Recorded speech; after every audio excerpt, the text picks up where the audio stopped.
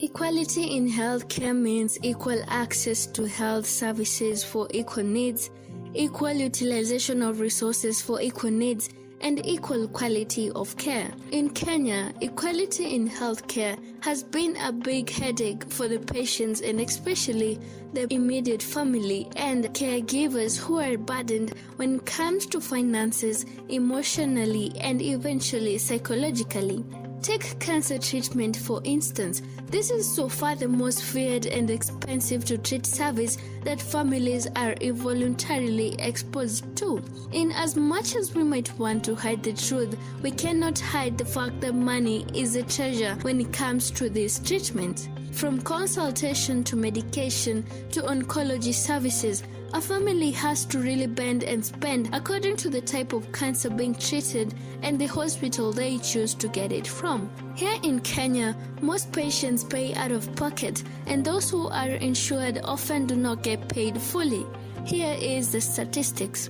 One health insurance plan does not cater for all the costs. Other types of insurance cover additional expenses, and according to cancer.net, there are two types of private health insurance: health maintenance organizations and preferred provider organizations. The HMOs means that the patient chooses a primary care doctor who takes care of them.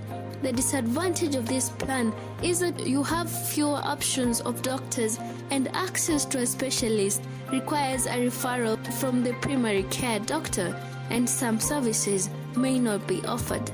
The PPO, on the other hand, offers a pool of healthcare services and doctors, but you may need to pay a larger portion of the bill, and it also does not cover all the expenses. Eventually, most patients go for the private healthcare option due to poor services and lack of resources in public hospitals. For chemotherapy, for instance, it costs between 6,000 to 600,000 per treatment, depending on the cancer being treated. According to NCBI, incidence of cancer in Kenya is about 28,000 new cases with an annual mortality rate of 22,000 cases. That is about 78.5% as of 2019. Eventually, who is to blame for these numbers? Is it the government system of healthcare, or poverty, or the high cost of medical care? There is no line in between who should and shouldn't access the medical care, because equality dictates equal healthcare for equal need. But because of high cost, 1 among 10 patients will probably get well, and this also depends on when the cancer was diagnosed. The trauma of not being able to get services is as cancerous as the disease itself, as the family is drained physically and mentally. They go through distress, depression, and anxiety, which prevent them from taking their roles at home, school, and at work.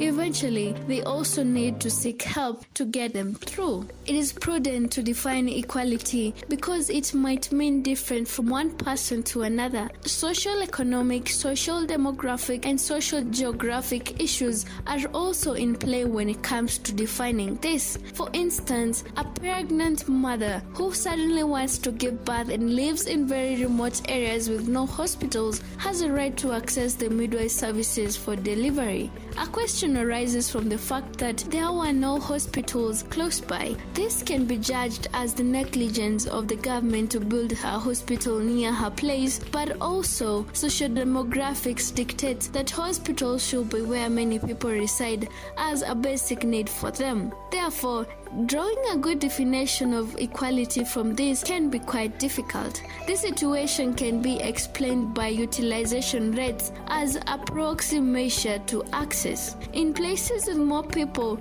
the hospital is more utilized, and therefore, in this case, the mother's place is at a disadvantage. There is also another way to look at equality when it comes to equal health for equal need definition, and that is horizontally and vertically. The latter means that people with greater needs should have more intervention, whereas the former is that people with equal needs should be treated equal. And unless both of them are measured, it cannot be concluded that patients are receiving the health care they deserve. And in conclusion, fairness and equality when it comes to medical care entirely relies on the needs of patients.